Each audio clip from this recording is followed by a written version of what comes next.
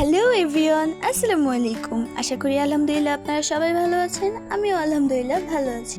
বেশ অনেক দিন পর ভয়েস কভার ভিডিও আপলোড করছি। মাঝখানে 15 দিন যাবৎ ভয়েস কভার ভিডিও বানানো আমার পক্ষে ইম্পসিবল ছিল। সো এবার রেসিপিতে ফিরে আসা যাক। আজকে আম্মু গলদা চিংড়ি রান্না করছিল। এগুলো প্রসেসিং করার সময় আমিও আম্মুকে হাতে হাত লাগিয়ে সাহায্য করেছিলাম।